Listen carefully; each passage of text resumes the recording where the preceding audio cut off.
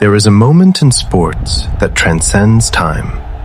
A moment where an entire nation stops breathing. April 18th, 1986. 1 ball left, 4 runs needed. The bowler is India's best, Chetan Sharma. The batsman is more than just a player. He is a fighter from the streets of Karachi. The ball leaves the hand, the bat swings, and the world goes silent before the roar of a million voices breaks the sky.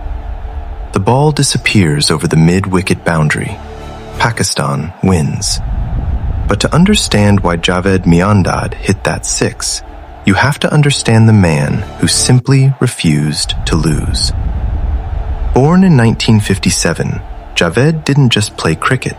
He lived it with a survivalist's instinct. Making his Test debut at 19 against New Zealand, he didn't just survive the pressure, he thrived, smashing a century. He was the youngest player to score a Test double century, a record that stood as a testament to his precocious genius. He possessed a technical brilliance that allowed him to manipulate the field like a chess grandmaster, knowing where the gaps were before the captain even placed his fielders.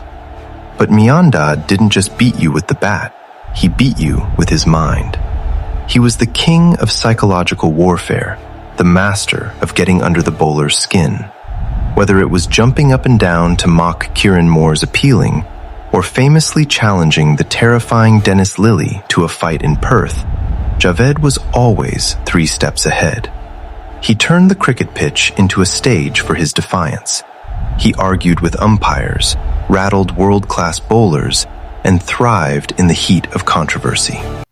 While he wasn't always the most popular figure internationally, in Pakistan, he was a hero because he embodied the spirit of a man who would never back down, no matter the odds. The numbers are staggering. 124 tests, 8,832 runs, an average of over 52 that never dropped below 50 for his entire career. A feat of legendary consistency that few in history can claim.